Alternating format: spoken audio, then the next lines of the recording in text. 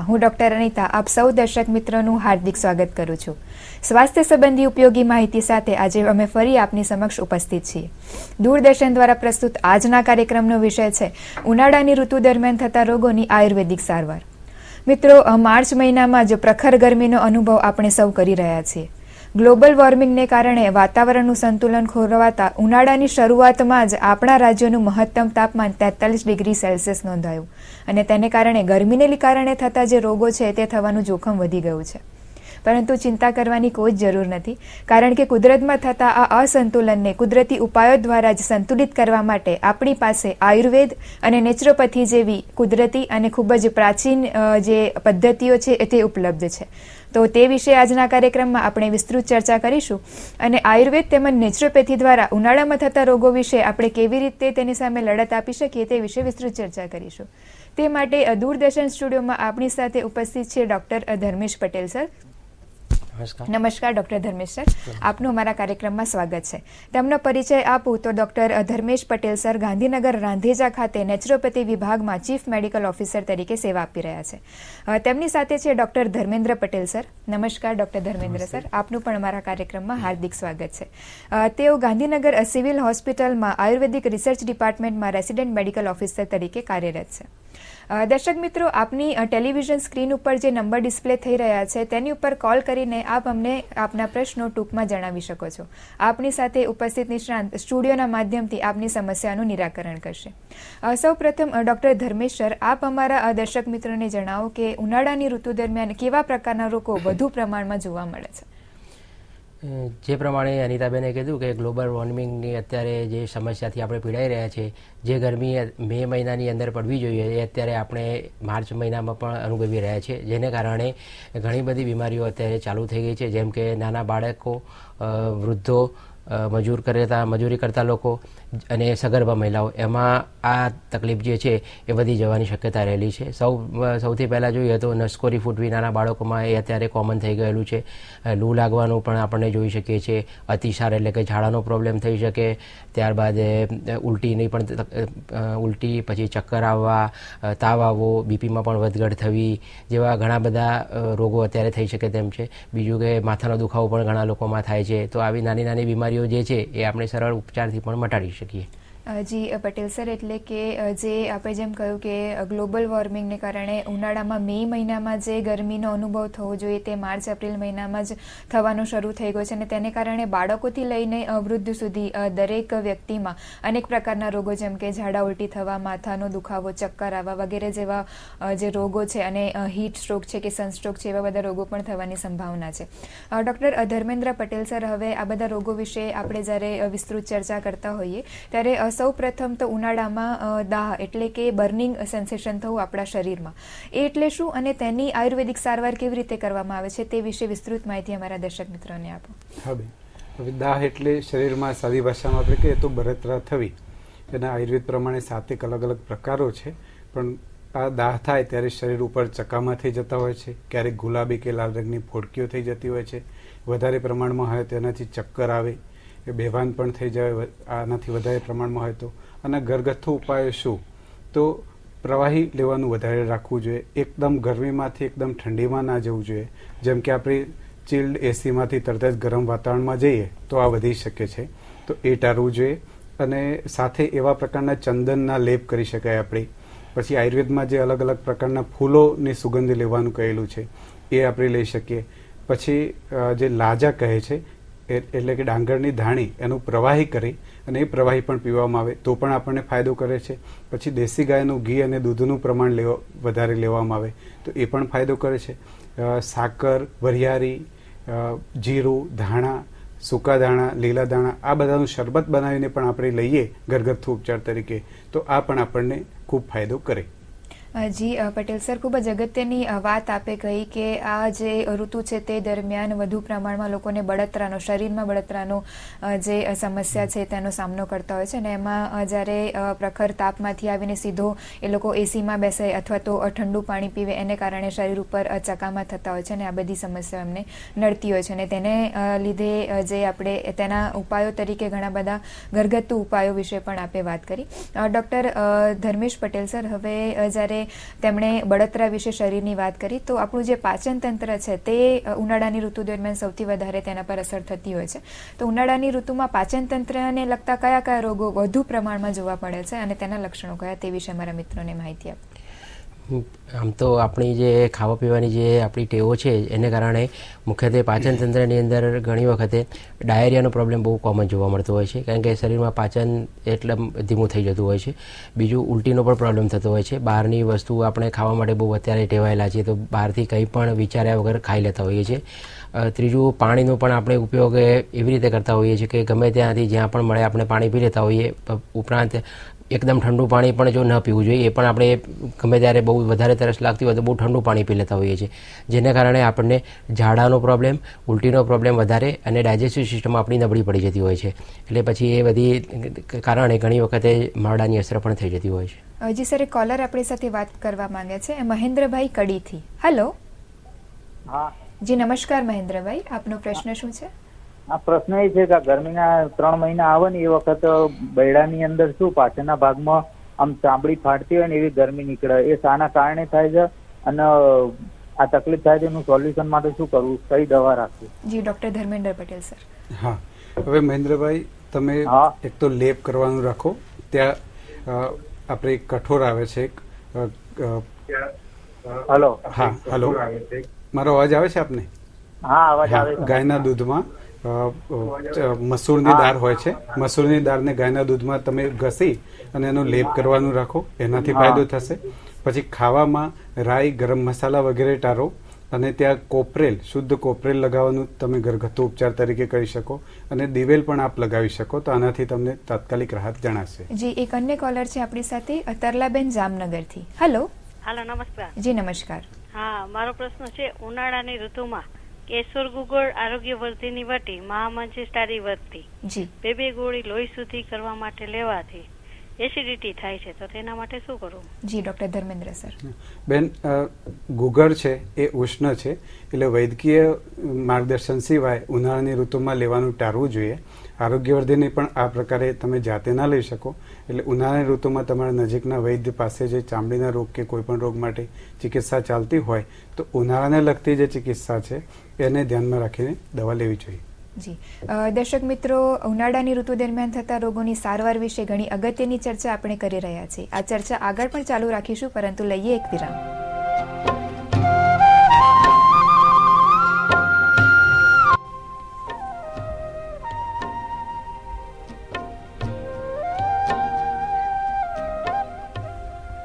વિરામ બાદ આપ સૌ દર્શક મિત્રોનું કાર્યક્રમમાં સ્વાગત છે. હેલો આરોગ્ય કાર્યક્રમમાં આજનો વિષય છે ઉનાળાની ઋતુ દરમિયાન થતા રોગોની આયુર્વેદિક સારવાર, અને આપણી સાથે દૂરદર્શન સ્ટુડિયોમાં ઉપસ્થિત છે ડોક્ટર ધર્મેશ પટેલ સર અને doctor Dharmendra Patel sir.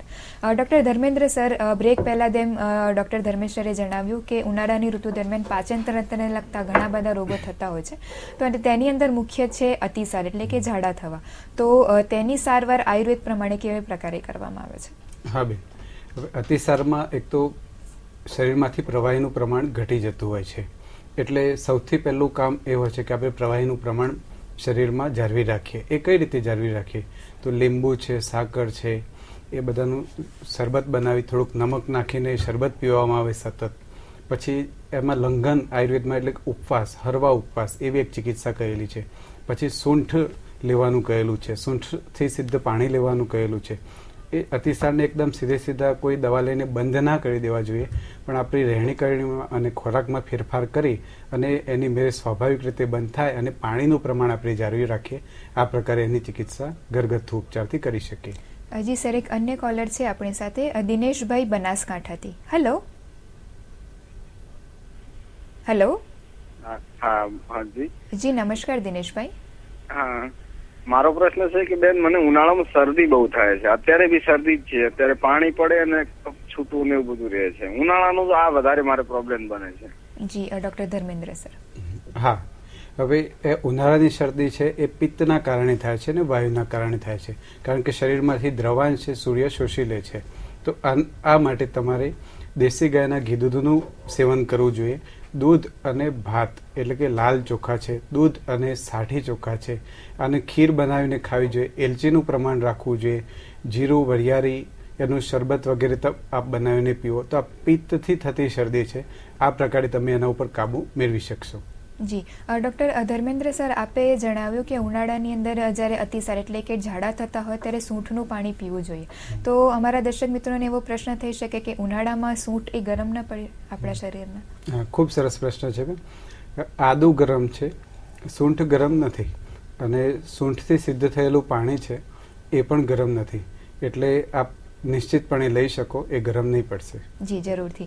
Doctor Dharmesh sir, હવે જેમ અતિસાર વિશે ડૉક્ટર ધર્મેન્દ્ર સરે માહિતી આપી, તો એવો બીજો જ રોગ છે કે જેને પ્રવાહિકા એટલે કે ડિસેન્ટ્રી તરીકે ઓળખવામાં આવે છે. તો આ અતિસાર અને પ્રવાહિકા વચ્ચે શું તફાવત છે તે વિશે માહિતી આપો. મોટે ભાગે જે ડિસેન્ટ્રીની જે વાત કરી એ ઘણી વખતે વાયરલ અથવા જીવાણુ અને વિષાણુને લીધે થતી હોય છે, અને અતિસાર જે ઉનાળાની અંદર થતા હોય એ મોટે ભાગે આપણે ખાવા પીવાનું પાણી શરીરમાં ઓછું થયું હોય અથવા તો એના લીધે પણ થતું હોય છે. વધારે ગરમી પડે એના લીધે અતિસાર થતો હોય છે. ડિસેન્ટ્રીમાં કોઈ ચોક્કસ કારણ બેક્ટેરિયા પણ હોઈ શકે, વાયરલ પણ હોઈ શકે, પણ બંનેની જે સારવારની આપણે જો વાત કરીએ તો મુખ્યત્વે શરીરનું બેલેન્સ, પાણી જે છે આપણું એ 70% આપણા શરીરમાં પાણી જ રહેલું છે, તો એનું બેલેન્સ કરવું મુખ્ય જરૂરી છે. તો બેલેન્સ કરવા માટે બની શકે ત્યાં સુધી આપણે આખા દિવસમાં લીંબુ શરબત લઈ શકાય, નાળિયેર પાણી પણ તમે લઈ શકો. સાથે સાથે ઓઆરએસનું જો આપણે બનાવતા આવડતું હોય તો ઘરે ઓઆરએસ 1 ચપટી મીઠું અને 1 મુઠ્ઠી ખાંડ 1 લીટર પાણીમાં નાખી ઓગાળીને આપણે ઓઆરએસ ઘરે પણ બનાવી શકીએ, એ પણ લઈ શકાય. સાથે સાથે જે રસાળ ફ્રૂટ એટલે કે તરબૂચ હોય, પછી મોસંબી છે, જેમાંથી રસ નીકળતો હોય એવા વધારે લઈએ તો પાણીનું જે બેલેન્સ છે આપણા શરીરમાં પૂરતું જળવાઈ રહે, અને આ બહુ મહત્ત્વનું છે. બીજી આપણે કુદરતી ઉપચારની વાત કરીએ તો માટીનો પણ પ્રયોગ આપણે કરી શકાય. જો પેટ ઉપર માટી લગાવી શકાય જ્યાં સગવડ હોય ત્યાં સુધી, અથવા તો ભીનું પોતું કરી અને પેટ ઉપર આપણે મૂકી શકીએ. જી સર, એક અન્ય કોલર છે આપણી સાથે, મનહરભાઈ અમદાવાદથી. હેલો. હેલો. હેલો. જી મનહરભાઈ, આપનો પ્રશ્ન જણાવો. એકચ્યુઅલમાં મને જે ગરમીમાં છે ને એસિડિટી અને ડિહાઇડ્રેશનનો પ્રોબ્લેમ વધારે રહે છે, તો એના વિશે જાણવું હતું. જી ડૉક્ટર ધર્મેશ સર. આમ તો મોટે ભાગે એસિડિટી માટેની એક આમ સારામાં સારી જો કુદરતી રીતે દવા ગણીએ તો આપણે દૂધી તો બધાને ત્યાં સરળ રીતે મળતી હોય છે. તો દૂધીનો રસ જો તમે સવાર સાંજ પીવાનું ચાલુ રાખો તો દૂધી બહુ જ ઠંડી છે, એ વધારે સારી અસર એસિડિટી માટે કરશે. બીજું, તમે કાળી દ્રાક્ષ અને વરિયાળી એ બંને રાત્રે પલાળી અને સવારે એનું પાણી પીવાનું રાખશો તો પણ વધારે સારી અસર થશે. અને આ ગરમીના કારણે મોટાભાગના લોકોને થતું જ હોય છે, તો આ દૂધી અને કાળી દ્રાક્ષ વરિયાળીનો જો પ્રયોગ કરશો તો 10-15 દિવસમાં આરામ મળી જશે. જી ડૉક્ટર ધર્મેન્દ્ર સર, જેમ ડૉક્ટર ધર્મેશ સરે વાત કરી કે પ્રવાહિકા શું અને તેની નેચરોપેથી દ્વારા કેવી રીતે આપણે સારવાર કરતા હોઈએ, તો આયુર્વેદ પ્રમાણે પ્રવાહિકાની સારવાર કેવી રીતે કરવામાં આવે છે? આયુર્વેદ પ્રમાણે પ્રવાહિકા છે એ સદ્ય થતો રોગ છે, અને એની સારવારમાં લંઘન, દીપન અને પાચન એટલે હરવો ઉપવાસ કરવો, અને પછી જે કોઈ પણ પ્રકારનો ચેપ લાગેલ હોય તો એ ચેપ માટેની ચિકિત્સા વૈદ્યકીય માર્ગદર્શન હેઠળ કરવી, અને શરીરમાં દ્રવાંશનું એટલે પ્રવાહીનું પ્રમાણ જાળવી રાખવાની સાથે સાથે આ પ્રકારે પ્રવાહિકાની ચિકિત્સા થાય છે.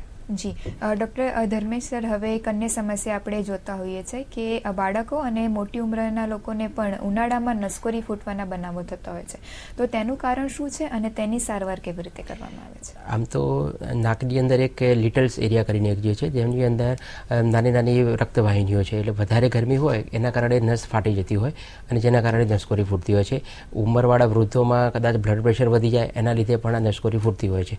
એનું મુખ્ય સારવારમાં જોઈએ તો જે પણ નસકોરી જે વ્યક્તિને ફૂટી હોય એના માથા પર આપણે ઠંડુ પાણી રેડી શકીએ, એનું બોડીને એને આડા સુવાડી અને થોડું ઊંચા નાક ઉપર નીચે લોહી ના નીકળી શકે, અથવા તે નાકની આગળ તમે રૂના પૂમડા પણ મૂકી શકો, સાથે સાથે બરફનો પણ મસાજ માથામાં કરી શકો.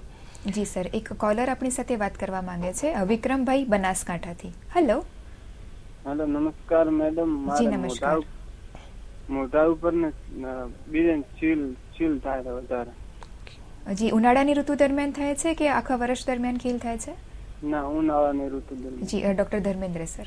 હા, હવે તમે ઉનાળામાં મેં જે આગળ વાત કરી એ પ્રકારનો ઉષ્ણ ખોરાક અને ઉષ્ણ આહાર વિહાર આપ બંધ કરી દો, અને જે લેપમાં મેં આગળ જે વાત કરી એ પ્રકારે મસૂરની દાળને દેશી ગાયના દૂધમાં પલાળી પછી એનો લેપ ચટણી કરી અને એનો લેપ કરો પાત્રો, અને સાથે ખોરાકમાં તમે દૂધી, પરવર, કારેલા આ પ્રકારનો જે પિત્ત ના વધારે એ પ્રકારનો ખોરાક લેવાનું રાખો.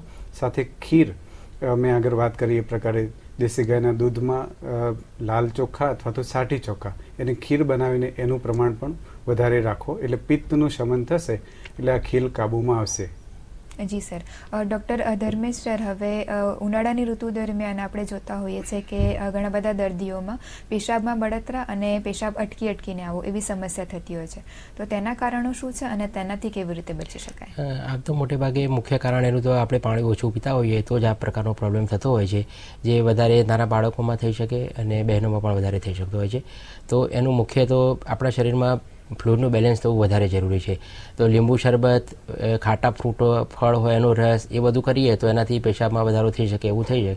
અને બોડીમાં જેટલું વધારે પડતું લિક્વિડ આપણે પીશું એવું કરીશું તો એ પછી પેશાબની સમસ્યા આપણને નહીં રહે. જી. મનહરભાઈ અમદાવાદથી આપણી સાથે વાત કરવા માંગે છે. હેલો. હેલો મેડમ, નમસ્કાર. જી નમસ્કાર.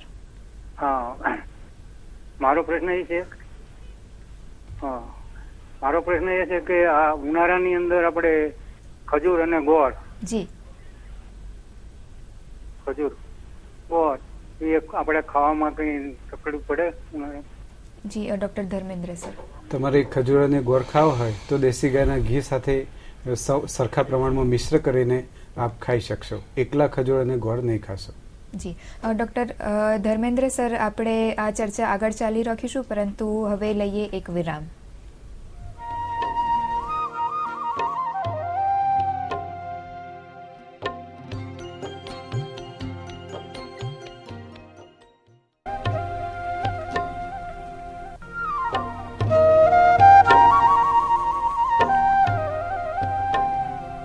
વિરામ બાદ આપ સૌ દર્શક મિત્રોનું ફરીથી કાર્યક્રમમાં સ્વાગત છે. હેલો આરોગ્ય કાર્યક્રમમાં આજનો વિષય છે ઉનાળાની ઋતુ દરમિયાન થતા રોગોની આયુર્વેદિક સારવાર, અને આપણી સાથે દૂરદર્શન સ્ટુડિયોમાં ઉપસ્થિત છે ડૉક્ટર ધર્મેશ પટેલ સર અને doctor Dharmendra Patel sir. Sir, એક કોલર આપણી સાથે વાત કરવા માંગે છે, મનોજભાઈ પાટણથી. હેલો. હેલો. હા જી મનોજભાઈ, નમસ્કાર. હા જી, આપનો પ્રશ્ન શું છે? હા, એટલે ઉનાળામાં જે બંને લમણા ને બહુ દુખાય ગરમીમાં. જી ડૉક્ટર ધર્મેન્દ્ર સર. હા, તમને દુખાવો થતો હોય તો તમે એક હળવો શેક ત્યાં કરી શકો, અને ગરમીમાંથી એકદમ ઠંડીમાં ના જશો, ઠંડીમાંથી એકદમ ગરમીમાં ના જશો, અને સાથે કોઈ ઔષધિનો આ સૂંઠનો તમે ગાયના ઘી સાથે ભેગું કરી અને લેપ કરો સ્થાનિક, તો ત્યાં દુખાવો પણ ઓછો કરશે, સાથે પિત્તને વધારશે નહીં. જી ડૉક્ટર ધર્મેન્દ્ર સર, આપે બ્રેક પહેલાં મારા દર્શક મિત્રોને અતિસાર અને પ્રવાહિકા તે વચ્ચેનો તફાવત વિશે પણ જણાવ્યું અને તેની સારવાર વિશે પણ માહિતી આપી. એવો જ પેટનો એક રોગ છે જેને સંગ્રહણી અથવા તો ગ્રહણી તરીકે ઓળખવામાં આવે છે, તો તેની સારવાર કેવી રીતે કરવામાં આવે છે અને તેના લક્ષણો શું છે તે વિશે માહિતી આપી. એક તો આમાં ત્રણેયના ભેદમાં એક સરસ છે કે અતિસાર છે એમાં શરીરમાંથી પ્રવાહી ઓછું થવા માંડે છે. પ્રવાહિકા છે એમાં દુખાવા સાથે મલ પ્રવૃત્તિ થાય છે, પ્રવાહન સાથે. અને સંગ્રહણી એટલે કે ગ્રહણીમાં મુહુર્બદ્ધમ મુહુર્દ્રવમ એટલે કે ક્યારેક બંધાયેલો અને ક્યારેક ઢીલો, આ પ્રકારની મળ પ્રવૃત્તિ થાય છે. એટલે અતિસાર ઝાડા થયા હોય અને એનું બરાબર ચિકિત્સા ના થાય અને એને એકદમ અટકાવી દેવામાં આવે અથવા તો એનું પથ્યપાલન બરાબર ના કરવામાં આવે તો પાછળથી એના કારણે ગ્રહણી થાય છે. હવે ગ્રહણીની ચિકિત્સા લાંબા ગાળાની હોય છે, એ લાંબા ગાળાનો રોગ છે, એટલે એમાં પણ આ જ પ્રમાણે જો એમાં સામ અવસ્થા હોય એટલે શરીરમાં અકળન હોય, સંડાસ મર પ્રવૃત્તિમાં આપણે ચિકાશ આવતી હોય તો એનું લંઘન કરી પછી દીપન પાચન એટલે કે સૂંઠનું પાણી, કોઈને સૂંઠ ગરમ પડે એવી ચિંતા હોય તો સાથે સૂંઠ અને ધાણાથી ઉકાળેલું પાણી આ બધું લઈને દીપન વગેરે કરી પાચન કરી દોષોનું, અને પછી એની ચિકિત્સા વૈદ્યકીય માર્ગદર્શન હેઠળ કરવામાં આવે તો આમાંથી ધીમે ધીમે બહાર નીકળી શકાય છે. જી સર, એક અન્ય કોલર આપણી સાથે વાત કરવા માંગે છે, મનોજભાઈ રાજકોટથી. હેલો. હેલો. જી નમસ્કાર મનોજભાઈ. નમસ્કાર. જી, આપનો પ્રશ્ન જણાવો. ઉનાળા દરમિયાન ધાધર વધુ થાય પરસેવાને લીધે. જી ડૉક્ટર ધર્મેન્દ્ર સર. હવે ઉનાળામાં પરસેવો જે ગુહ્ય પ્રદેશોમાં થતો હોય અને એને બરાબર ધોવામાં ના આવે તો આ દાદર વગેરે થવાની ખૂબ સમસ્યા અનેક લોકોમાં થાય છે. એટલે જ્યારે પણ તમે ઘરે હો, ખુલ્લા કપડાં પહેરો, બહાર જવાનું થાય અને તરત જ કપડાં બદલો બહારથી આવીને, અને રેશમી સુતરાઉ કપડાં, ઉજ્ર રંગના એટલે સફેદ રંગના કે એવા કોઈ કપડાં પહેરવાનું રાખો, અને શંખ જીરું વગેરે જે છે એને તમે છાંટી પણ શકો શરીર ઉપર. સ્નાન દિવસમાં 1 થી વધારે વખત કરવાનું રાખો. જી ડૉક્ટર ધર્મેશ સર, આપણે જોઈએ છે કે ગયા વર્ષે પણ હીટ વેવની સમસ્યા આપણે સૌએ તેનો સામનો કર્યો હતો અને આ વર્ષે પણ જ્યારે હીટ વેવનો સામનો કરવાનો આવશે તો ત્યારે નેચરોપેથી અનુસાર કેવા પ્રકારની આપણે ચિકિત્સા કરી શકીએ અને કેવા પ્રકારના બચાવના પગલાં લઈ શકીએ તે વિશે મારા દર્શક મિત્રોને માહિતી આપો. નેચરોપેથીમાં આમ તો આપણે પંચમહાભૂત એટલે કે 5 તત્વો કુદરતના જે છે આકાશ, વાયુ, અગ્નિ, જળ અને પૃથ્વી એ 5ને સાથે લઈને આપણે સારવાર કરતા હોઈએ છીએ. તો મુખ્યત્વે પાણી જે એની અંદર જે છે એની વાત આવી તો હમણાં ધર્મેન્દ્રભાઈએ કહ્યું એ પ્રમાણે દિવસમાં 1 થી 2 વાર આપણે નાહવું જોઈએ અને ઠંડા પાણીનો વધારે ઉપયોગ કરો. પીવામાં પણ આપણે જ્યારે પણ ટાઈમ મળે ત્યારે પાણી તો પહેલાં પીતા રહેવું જોઈએ, કારણ કે ઘણી વખત આપણે પાણી પીવાનું ભૂલી જઈએ છીએ, જમવાનું આપણને સારી રીતે યાદ રહેતું હોય છે. તો પાણી દિવસમાં તમે બને તેટલી વખતે દિવસમાં ઓછામાં ઓછું 3 લીટર પાણી દરેકે પીવું જોઈએ. બીજું માટીનો પ્રયોગ પણ બહુ સરસ છે. માટી એકદમ ઠંડક આપતી છે, તો માટીનો પણ પ્રયોગ આપણે કરી શકીએ. શરીર ઉપર મળ થેરાપી એટલે કે મળ બાથ લઈ શકીએ અને બીજી રીતે માટી તમારે જો જે જગ્યાએ પણ આપણે તકલીફ હોય એ લોકલ એરિયા પર પણ લગાવી શકાય. જી ડૉક્ટર ધર્મેન્દ્ર સર, હવે આયુર્વેદમાં ઋતુચર્યાનું આપણે જોતા હોઈએ છીએ કે તેનું વર્ણન કરવામાં આવ્યું છે. તો ઋતુચર્યા એટલે શું અને ગ્રીષ્મ ઋતુચર્યાનું પાલન કરવાથી શું ફાયદો થઈ શકે તે વિશે મારા મિત્રોને માહિતી આપો. આખું જે વર્ષ છે એના 2 અયન છે. એમાં એક આદાનકાર અને બીજો દક્ષિણ વિસર્ગકાર. તો જે આદાનકાર છે 6 મહિનાનો છે અને વિસર્ગકાર 6 મહિનાનો છે. એ બંને કાર માટેની 3 ઋતુઓ છે. તો અત્યારે જે ગ્રીષ્મ ઋતુ છે એ આદાનકારમાં છે, એટલે આદાનકારમાં સૂર્ય પ્રભાવી હોય છે. શરીરમાંથી દ્રવાંશનું શોષણ કરે છે, વનસ્પતિઓમાંથી દ્રવાંશનું શોષણ કરે છે, પૃથ્વીમાંથી દ્રવાંશનું શોષણ કરે છે અને એના બળને પણ ખેંચી લે છે. એટલે આને ધ્યાનમાં રાખીને આયુર્વેદમાં દરેક ઋતુઓની ઋતુચર્યા સમજાવેલી છે. એમાં ગ્રીષ્મ ઋતુચર્યાનું વર્ણન છે. ગ્રીષ્મ ઋતુમાં આહાર, વિહાર, રાત્રિચર્યા, દિનચર્યા વગેરેનું વર્ણન કરેલું છે. તો ખોરાકમાં ખાસ ગરમ અને તીખો ખોરાક લેવાની ના પાડેલી છે. આના બદલે મેં આગળ જે કહ્યું એ પ્રમાણે લાલ ચોખા, સાઠી ચોખા, દૂધી પરવર, કારેલા, દેશી ગાયનું ઘી દૂધ આ બધાનું પ્રમાણ વધારે રાખવું જોઈએ. સાથે ઉનાળામાં રાતના ઉજાગરા નહીં કરવા જોઈએ અને બાકીની ઋતુઓમાં આયુર્વેદ દિવસે સૂવાની ના પાડે છે, પણ ઉનાળામાં આપણે દિવસે સૂઈ શકીએ. આગળ મેં જેમ કહ્યું એ પ્રમાણે ગરમ જગ્યાએથી એકદમ ઠંડી જગ્યાએ ના જવું, ઠંડી જગ્યાએથી એકદમ ગરમ જગ્યાએ ના જવું. આ પ્રકારનું આપણે વિહારમાં ધ્યાન રાખી શકીએ. અને આયુર્વેદમાં આના સિવાય આગળ એવું કહેલું છે કે કેળના પત્તાની પથારી એના ઉપર કમળના પત્તા પાથરી અને પછી એવો ઠંડો પવન, એવી ઠંડી જગ્યાએ બેસવું, રાત્રે ચંદ્રની ચાંદનીનું સેવન કરવું, સુગંધી ફૂલોની મોગરો છે, ગુલાબ છે એવી મારા ધારણ કરવી, આ બધું પણ ઋતુચર્યામાં વર્ણન છે. જી સર. ડૉક્ટર ધર્મેશ સર, હવે અમારા કાર્યક્રમના અંતમાં આપ અમારા દર્શક મિત્રોને કોઈ સંદેશ આપવા માંગો છો? ટેક હોમ મેસેજ માટે હું એટલું જ કહીશ કે જે આમ ધર્મેન્દ્રભાઈએ વાત કરી પ્રમાણે તડકામાં આપણે બહુ બહાર નીકળવાનું નથી. બને ત્યાં સુધી 2 થી 4ના સમયગાળા દરમિયાન બહાર નહીં નીકળવું. પાણી વધારે પીતા રહેવું. ફ્રૂટ જેવા કે જેમાં રસાળ ફ્રૂટ હોય એનું સેવન વધારે કરવું. કાચા શાકભાજી પણ લઈ શકાય. દહીં છાશનું સેવન પણ વધારે કરવું. જી ડૉક્ટર ધર્મેશ સર અને ડૉક્ટર ધર્મેન્દ્ર પટેલ સર, આપ અમારા કાર્યક્રમમાં ઉપસ્થિત રહ્યા અને અમારા દર્શક મિત્રોને જે અગત્યની માહિતી પૂરી પાડી તે માટે દૂરદર્શન વતી અને અમારા દર્શક મિત્રો વતી આપ બંનેનો ખૂબ ખૂબ આભાર.